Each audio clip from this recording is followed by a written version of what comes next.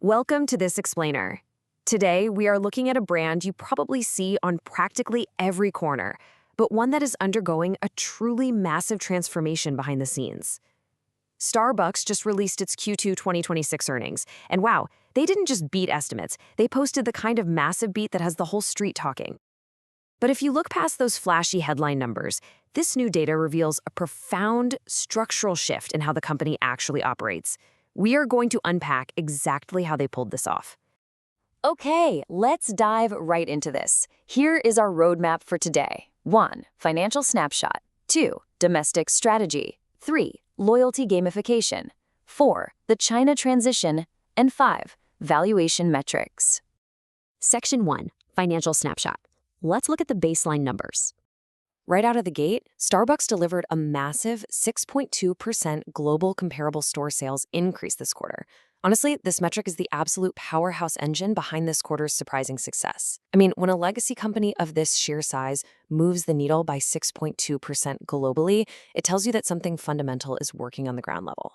So the crucial point here is that top line and bottom line beats are expanding concurrently for the first time in over 2 years.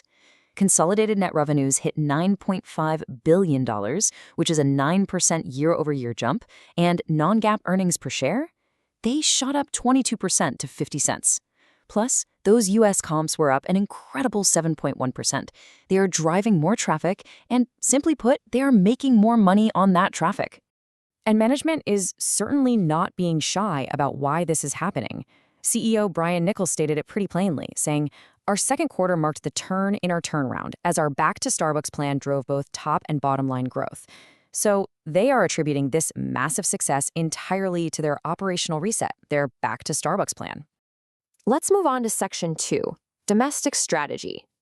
Now, what's really interesting is this fascinating contrast happening in the domestic market right now.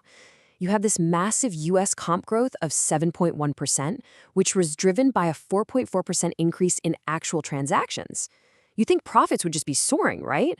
But the North America operating margin actually shrank by 1.7%, dropping down to 9.9%.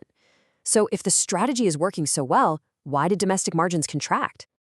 Well, the answer is what they call the green apron service. Starbucks intentionally absorbed this margin hit. They spent heavily on direct labor, staffing, and technology to fundamentally fix the in-store experience. Management knew that you absolutely cannot drive sustainable traffic if the stores are chaotic and the wait times are just too long.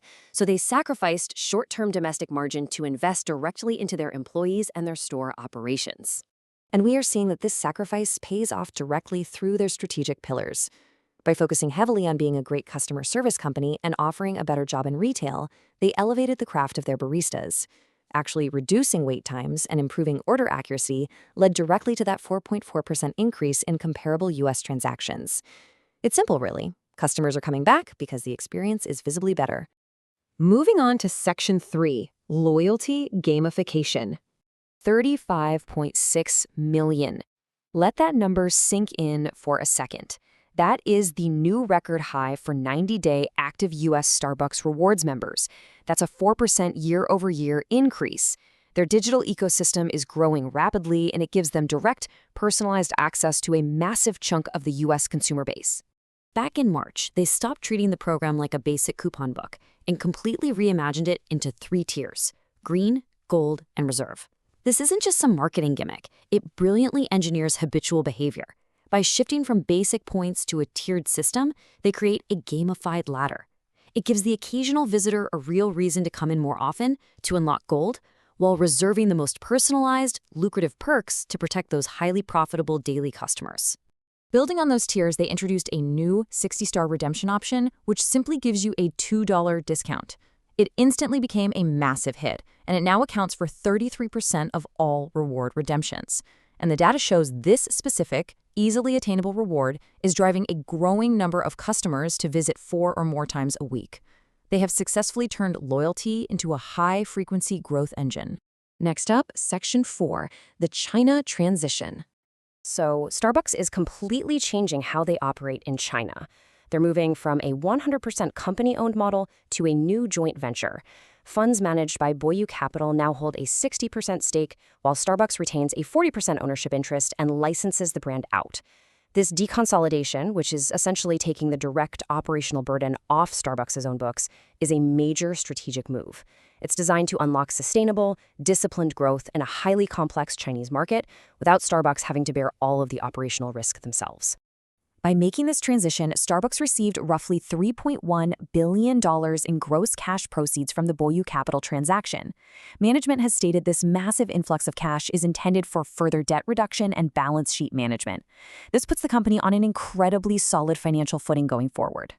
Now, if you look at the international segment's operating margin, it looks like it absolutely skyrocketed from 11.6% last year to a whopping 20.3% this quarter. But we do need to clarify this. While international performance certainly did improve, about half of that massive jump was actually an accounting quirk. Specifically, it was held-for-sale accounting treatment related to this China transition, which temporarily paused depreciation expenses.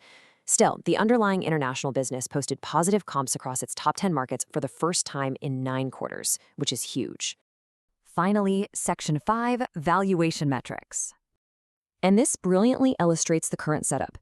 Despite a massive earnings beat and clear signs of a highly successful turnaround, Starbucks is currently trading at a forward price-to-sales ratio of 2.77. Compare that to the broader restaurant industry average of 3.59. So, from a valuation standpoint, the market is still pricing Starbucks at a discount compared to its peers. Investors are perhaps still a little skeptical of the long-term durability of these changes. But management is certainly not skeptical. They just confidently raised their full-year fiscal 2026 guidance. They now expect global comps of 5% or greater, non-GAAP EPS in the range of $2.25 to $2.45, and they plan to open between 600 and 650 net new coffeehouses globally. They clearly expect the operational and financial momentum from this Back to Starbucks plan to continue rolling right through the rest of the year. Which brings us to the ultimate takeaway. We've seen the massive transaction growth in the US, the brilliant gamification of their loyalty program, the strategic de-risking in China, and a valuation that still sits below the industry average. With margins officially turning the corner and management raising guidance, you really have to ask yourself, does the raw data make this turnaround your portfolio's next crown jewel? It is a fascinating shift for a legacy brand, and definitely one we will be watching closely.